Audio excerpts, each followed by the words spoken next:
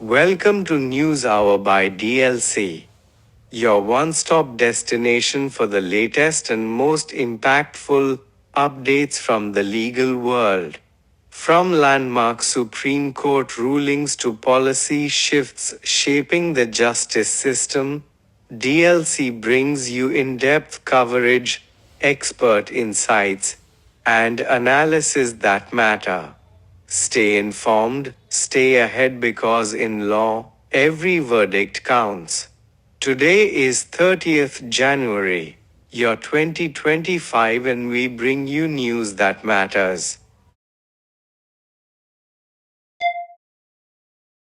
The Supreme Court of India, in a writ petition filed by the All India Judges Association, is set to re-evaluate the necessity of mandating a minimum of 3 years of a legal practice for law graduates before their entry into the judicial service.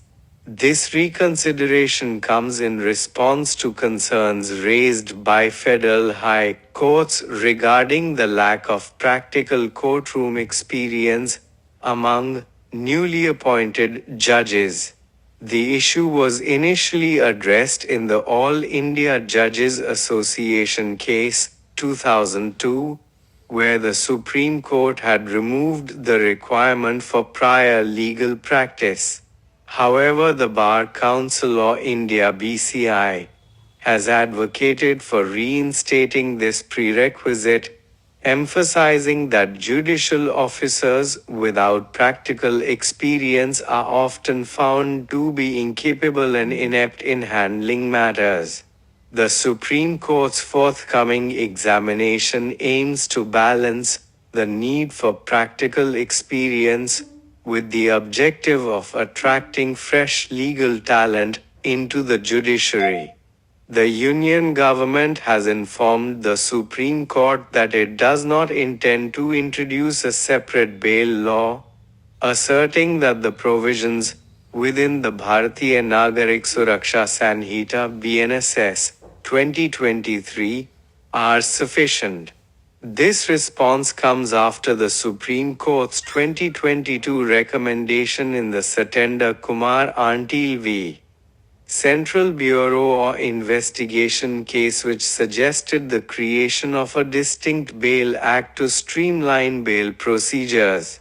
The BNSS, effective from the 1st of July 2024, replaces the Code of Criminal Procedure and addresses bail and bond matters in Chapter 35.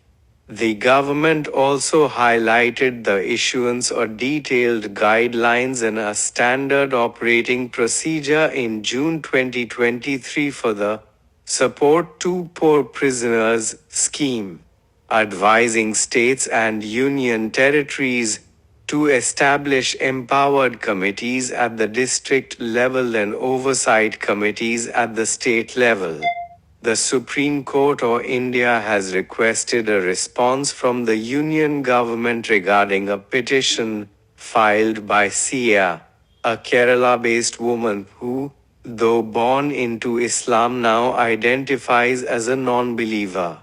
She seeks to be governed by the Indian Succession Act of 1925 for matters of inheritance, rather than by Sharia law. Former Chief Justice D.Y. Chandrachud noted that the 1925 Act explicitly excludes Muslims from its purview. The Union government, represented by Additional Solicitor General Aishwarya Bhati, emphasized that any amendment to include non-believing Muslims under the Act falls within the legislative domain of Parliament. The Supreme Court has directed the government to file a detailed response to the petition. The Supreme Court of India has upheld conviction of a man under Section 498A of the Indian Penal Code and Section 4 of the Dowry Prohibition Act. The conviction stems from the groom's refusal to participate in his wedding reception due to unmet demands for 100 sovereigns, of gold as dowry. The marriage, which lasted only 3 days, saw the groom and his family insisting on the gold before cooperating with wedding proceedings. Despite upholding the conviction, the court reduced the man's sentence to the time already served, considering factors such as the passage of 19 years since the incident, the brief duration of the marriage, and the subsequent lives of both parties. The Supreme Court of India has granted custody parole to former Aam Aadmi Party councillor Tahir Hussain, and accused in the 2020 Delhi riots, allowing him to campaign for the upcoming Delhi Assembly elections. Hussain, now a candidate for the All India Majlis-e-Ittehadul Muslimin (AIMM) in the Mustafabad constituency, will be released during daytime hours from the 29th of January to February 3, 2025, under specific conditions. He is required to bear all associated expenses, including those for police escorts, and is prohibited from visiting his residence, which is near the Mustafabad constituency, and is alleged to be linked to the conspiracy charges against him. The Supreme Court's decision follows a split verdict by a two-judge bench on Hussain's plea for interim bail, leading to the current arrangement for custody parole. The Supreme Court of India decided not to interfere with its registrar's earlier rejection of a request related to the Adani Hindenburg investigation.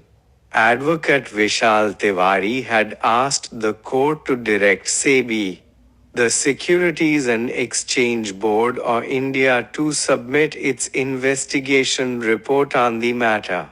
However, the registrar rejected this request, pointing out that the court's earlier ruling from January 2024 only suggested SEBI finish its investigation within 3 months, but didn't set a strict deadline. A Supreme Court bench led by Justices J.B. Pardiwala and R. Mahadevan agreed with the registrar and confirmed that SEBI wasn't required by law to provide the report at this time. The Supreme Court of India has agreed to hear a plea seeking permission to conduct the annual Urs at a dargah in Gir Somnath, Gujarat, from February 1 to 3. The application was filed by Haji Mangroli Shah, who emphasized the religious significance of the event, noting that thousands of devotees attend annually. The petitioner expressed concerns that the district collector's recent notification under Section 163 of the Bharatiya Nagarik Suraksha Sanhita prohibits entry into the dargah premises, thereby hindering daily religious activities and preparations for the Urs.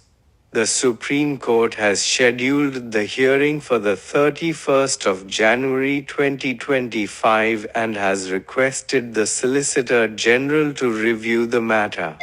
The Supreme Court of India has given states and union territories a final opportunity to comply with its previous orders aimed at eliminating caste-based discrimination in prisons. In October 2024, the court declared that assigning prison tasks based on caste is unconstitutional and directed all states to amend their prison manuals accordingly. However, many states have not yet submitted compliance reports. The court has now set a deadline for these reports, and has also requested the National Legal Services Authority (NALSA) to provide a joint status report on the matter. News Broadcasting Digital Standards Authority (NBDSA) has directed News 18 India to remove a segment from its broadcast where anchor Rubika Liawat appeared to suggest that former Delhi Chief Minister Arvind Kejriwal was guilty in the excise case. The segment, aired on the 28th of March 2024, was found to violate broadcasting standards by implying guilt in an ongoing case, which is sub judice.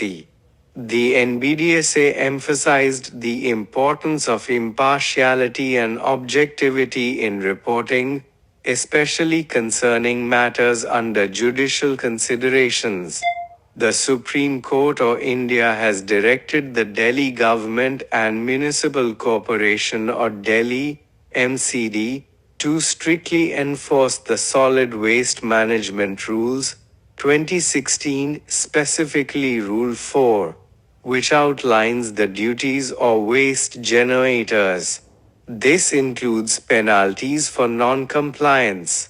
The court expressed concern over Delhi's untreated waste, which amounts to approximately 3,000 tons daily.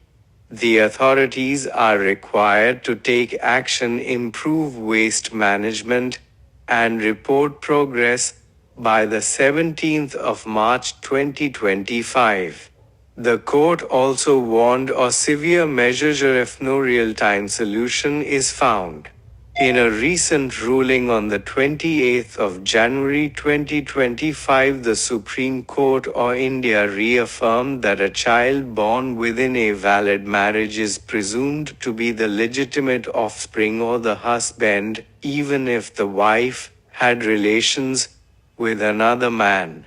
The court emphasized that legitimacy and paternity are inherently linked, and this presumption can only be challenged by providing evidence or non-access between the spouses at the time of conception. The judgment underscores the principle that unwarranted inquiries into a child's parentage are to be avoided, placing the burden of proof on those asserting illegitimacy.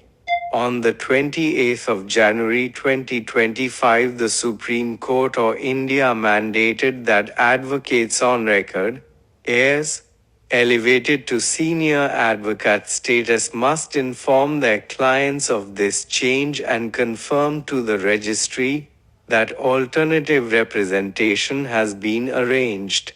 This directive aligns with Rule 18, Order the 4th of the Supreme Court Rules, 2013, which stipulates that newly designated senior advocates cannot file vakalatnamas, appear without an AOR, or accept briefs directly from clients.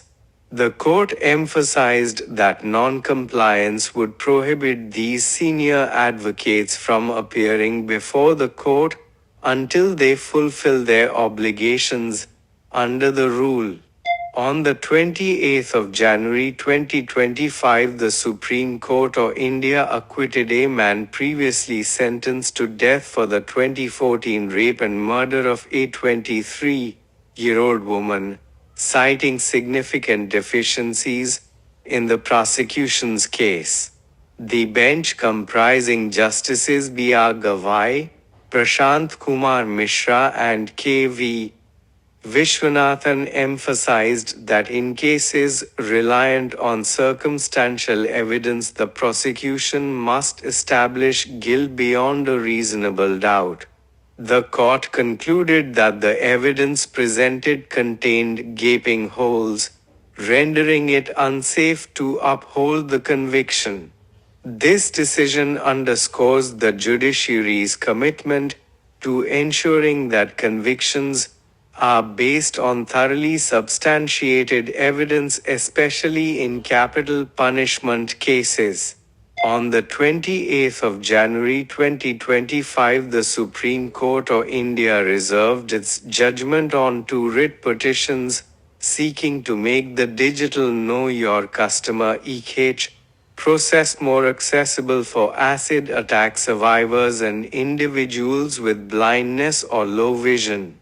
The bench, comprising Justices J.B. Pardiwala and R. Mahadevan, directed the parties to submit written suggestions addressing existing Reserve Bank of India guidelines, identifying deficiencies, and proposing recommendations for improvement. The petitions highlight challenges such as the requirement for photographs and facial movements during e-catch procedures, which may not be feasible for affected individuals. The court emphasized the need for comprehensive guidelines to ensure inclusivity in digital identification processes. On the 29th of January 2025, the Supreme Court of India declared that residence-based reservations in postgraduate (PG) medical courses are unconstitutional, violating Article 14, which guarantees the right to equality. The bench, comprising Justices Rishikesh Roy, Sudhanshu Dhulia, and S.V.N. Bhatti, emphasized that while domicile-based reservations may be permissible in undergraduate medical courses (MBBS), extending such reservations to PG medical courses is impermissible. The court clarified that state quota seats in PG medical programs should be allocated solely based on merit as determined by the NET examination. This ruling underscores the principle that all Indian citizens have the right to reside and pursue education anywhere in the country, and that reservations based on state residency at the postgraduate level infringe upon this constitutional right. On the 29th of January 2025, the Supreme Court of India urged the Union government to consider enacting legislation to safeguard the rights of domestic workers.